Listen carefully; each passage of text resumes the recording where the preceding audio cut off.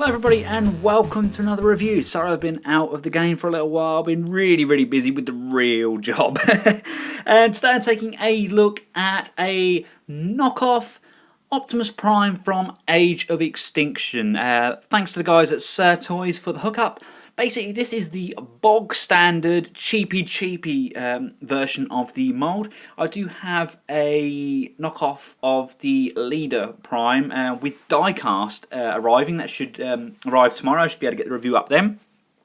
But in the meantime, here we have the cheapy kind of Poundland plastic version of the mould. Taking a look at Prime in a 360, he doesn't look all that bad. He is very thin, and there's a bit of a hole at the top there, but he actually has a fairly nice vehicle mode.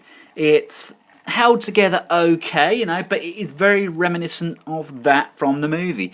And to be honest with you, it actually scales really well with current Age of Extinction figures. If I just brought in deluxe size Drift there, him and his sensei, they scale pretty well. I think, you know, it's not actually unrealistic. It's probably a more accurate scale than the official release. And if we bring in Grimlock as well, just to give you guys an idea, yeah, I can see that kind of working. Grimlock riding Prime, is that right? It's not a bad size. You know, you're paying $10, you're going to get a relatively good size toy. Now, unfortunately, with this mould, there is a bit of parts forming involved. If we take the shield off, which in itself is actually quite a nice shield, you've got a fairly nice silverish paint apps here. This kind of jagged yellow kind of looks like an exact rip of the toy. Pretty much stolen the mould there, haven't they? With a peg there. You do have storage for the sword. I mean, you can see how hollow this guy is and how cheap he is, but you are getting an Optimus Prime. I think a lot of guys might pick this up just to have another Prime in their collection. The sword itself is actually pretty nice. Slightly annoying how large this peg is on the sword, though. You can't really hide that, but nice detailing. Yeah, all in all, a pretty nice sword. Now, parts forming. Basically, when we open up this shell, which in essence is all it is, this roof section here kind of comes unpegged, and it comes unpegged from this side, and then this whole section here will lift up. So let's start the transformation. That opens up. That opens. That opens. And you see this whole roof section here, just held in by these small tabs. Obviously you do have to be careful. The tabs could possibly break. But, I mean, I've been pretty rough with this. Sammy, my son, he's 6 nearly. He's been pretty rough with it. And, you know, it's holding together, it's holding its own. The section here pulls up, like so. You can see his arms are here. You might as well fold those out now. They're not going to get in the way. They just tab in. And you can pull this one around and that tabs in. Come to the front. We can untab the front. Again, this section here, tabbed in, and this section here is also tabbed in. It's just a shame there is a bit of parts forming on this. But not really parts forming, these are just leftover bits of the shell, isn't it? I suppose for a $10 toy, what can we expect? Going around to the back of the toy, you've got these sections just pegged in here. Just unpeg that and unpeg that. That frees up this whole kind of backpack section, which unfortunately is one fixed solid piece. You can then, you see here, you've got these legs here. These separate, he says. Again, everything is tabbed in, but it's quite difficult to untab them sometimes because they are pretty tight. And move the leg down like so. And if you look on here, this section here, basically just folds back, and then there's 2 pegs on the back of Optimus's back, which line up with the pegs on the backpack. So let's line those up and push that in. We can then move these wings out of the way, Move those wings out of the way. Pop this one up. Pop this one up. And let's just sort out his biceps.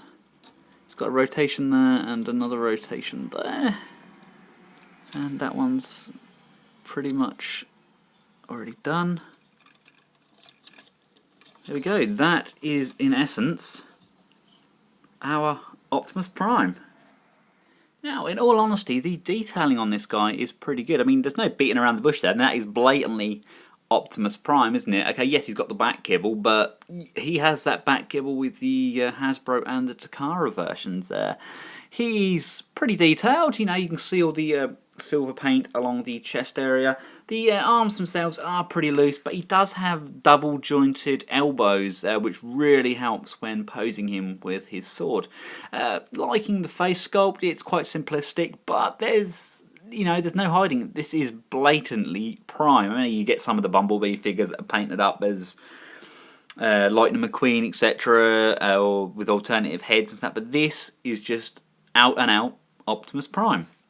A downside to this figure that I haven't quite figured out yet is where I can put his shield. I would like to have it like on his wrist, but there's actually no peg for it to peg in on his wrist. I mean, he can hold it in his hand and have it kind of sideways on, I guess. But with the, I'll show you, because these elbows are really quite loose. I mean, it's very fixable. It's just a matter of putting a bit of a Pledge Future Shine, or Future Proof, I think it's called, just on those joints. But he can hold the shield like so, which plugs into his hand, and he can bend his elbows. It's just he just can't really lift it very well, and of course the sword then becomes quite loose in the other arm. But all in all, it's a nice looking Prime. It's a good display figure. Sammy loves it. It's fun, and he does scale well. As far as knockoffs go, he's quite aesthetically pleasing. He's well proportioned. Colours are nigh on accurate as you can get. He's hollow at the back, but you're gonna get that with this kind of level of knockoff. He looks good wielding his weapons. He's got great articulation, and he's just, all in all, a very worthwhile purchase. The articulation on Prime is as follows. The head is not on a ball, but it is on a left and right swivel. You've got a rotation on the upper arm. You've got a pivot in and out. You've got a double jointed ball on the elbows. There is no waist swivel. You do have, move his sword out of the way, we do have really nice forward motion on the thighs. They do come out slightly, but they are kind of hindered by the transformation.